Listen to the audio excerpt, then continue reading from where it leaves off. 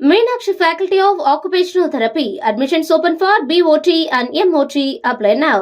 மத்திய நிதியமைச்சர் பொறுப்பு மீண்டும் நிர்மலா சீதாராமனுக்கு வழங்கப்பட்டிருப்பதால் தரகு நிறுவனங்கள் 2028ஆம் ஆண்டுக்குள் மும்பை பங்குச்சந்தை குறியீட்டு எண்ணான சென்செக்ஸ் 1 லட்சம் புள்ளிகளை எட்டக்கூடும் என கணித்துள்ளன. நிர்மலா சீதாராமன் கடந்த 2019ஆம் ஆண்டு மே 31ஆம் தேதி முதன்முறையாக மத்திய நிதியமைச்சராக பொறுப்பேற்றார். அப்போது மும்பை பங்குச்சந்தை குறியீட்டு எண் சென்செக்ஸ் 39,700 புள்ளிகள் என்ற அளவில் இருந்தது. இந்த 5 ஆண்டுகளில் கிட்டத்தட்ட சென்செக்ஸ் 2 மடங்கு வளர்ச்சி அடைந்து 77,000 புள்ளிகளில் வந்து நிற்கிறது. இந்த நிலையில் நிர்மலா சீதாராமனுக்கு மீண்டும் நிதியமைச்சர் பொறுப்பு வழங்கப்பட்டிருப்பதால் 2028ஆம் ஆண்டுக்குள் சென்செக்ஸ் 1 லட்சம் என்ற மைல்கல்லை எட்டும் என்று ஆனந்த் ரதி மற்றும் மார்க்கெட் குரு ராம்தேவ் அகர்வால் ஆகியோர் கணிப்பு வெளியிட்டுள்ளனர். குறிப்பாக மார்க்கெட் குரு ராம்தேவ் அகர்வால் 2029ஆம் ஆண்டில் சென்செக்ஸ் 1.5 லட்சம் புள்ளிகளை கூட எட்டக்கூடும் என கூறியுள்ளார். தற்போது இருப்பதை போன்றே சென்செக்ஸ் ஆண்டுக்கு 15% என்ற காம்பவுண்டிங் முறையில் வளர்ச்சி அடையும் பட்சத்தில் இது சாத்தியம் என தெரிவித்துள்ளார். நிர்மலா சீதாராமன் நிதியமைச்சராக பதவி வகித்த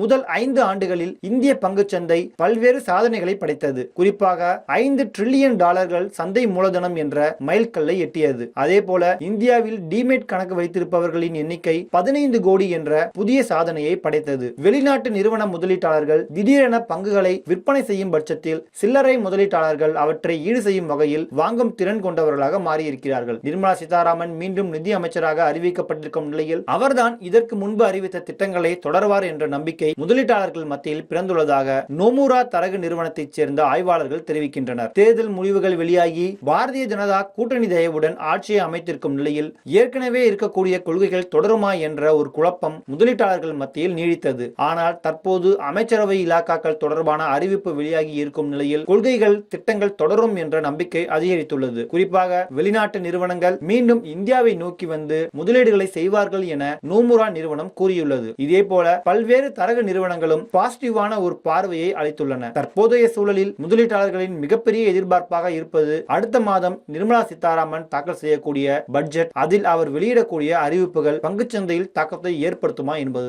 Meenakshi Faculty of Occupational Therapy. Admissions open for BOT and MOT. Apply now.